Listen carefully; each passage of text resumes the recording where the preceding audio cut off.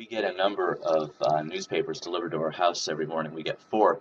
We get the New York Times, the Wall Street Journal, um, and two others. The first of those two others is the Washington Post. That's my local paper, and it's a national paper. Everyone loves it. And they have a great website that, among another handful of newspapers, is one of the chief um, sources for blogging stuff. But anyway, they have a redesign this morning, and this morning there's this column here that says changes to our newspaper, um, changes inside today's post. They've done away with the business section. This was something that's been coming for a number of weeks now. People have been paying attention to it, and the Washington Post is trying to save newsprint costs, which I applaud. And they're making the case that that business is so intertwined with overall news that it deserves a spot in the A section. So the A section is going to be infused with business, politics, and national news, which I think is a great thing. The other thing is they've shrunk the comics from 3 pages to two and moved some online, which I think is a fine thing. And they've got this column also on A2. It's right here. It's the most viewed articles as of 11:30 the night before, which is sort of a cool idea. Um, I'm not sure about the implementation though, because it doesn't give the page numbers where I can actually find those articles. So it really just makes me want to go online and read it online instead of in the newspaper. But that's not really what I wanted to talk about. What I wanted to talk about was the feeling I had when I picked up this Washington Post, which I do like, and I'm probably going to keep getting all the time. But it made me think of the fourth newspaper that we get, which we started getting relatively recently, but which has long been my favorite printed news source, and that is our old friend USA Today.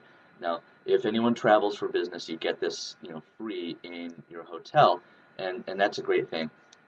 But that's not why I like this. I love USA Today because it on an integral basis, it trusts and respects the reader, and it shows that in a number of ways. One way that it shows that is it minimizes the use of jump pages. So they're able to condense the entire story of the rescue plan for the automakers involving the ouster of GM's chief Wagoner on one page. There's no jump page. Very rarely do they feel the need to jump me to another section, and it's usually because it's like an in-depth feature or something that I can skip. I find that to be immensely, immensely respectful of the reader because, let's face it, in reality, you can actually get what you need to get about a piece of news in a few paragraphs, and you don't need to throw in a whole bunch of description and a whole bunch of texture when what you really need are the facts.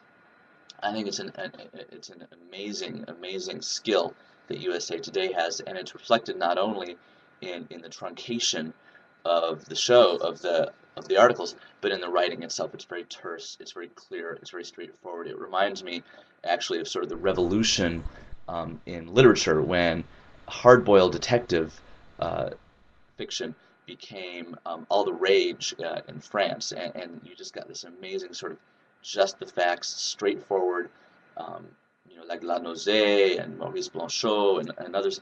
It's just this incredible sort of straightforward, clear prose. I think USA Today's writing, editing is incredible. Their story choice, it's what I want to read. Their story placement, it's where I want it, it's where I expect it. Finally, their layout, great use of color, not as a gimmick, but to show me what's what, where is where, and why is why. It's just great.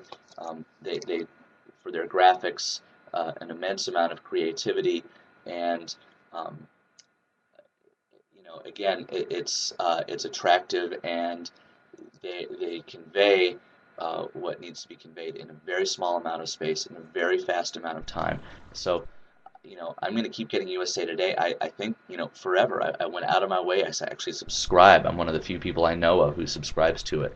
I can't imagine they're gonna keep offering it, really. What's interesting is that USA Today's website, I think, is pretty bad.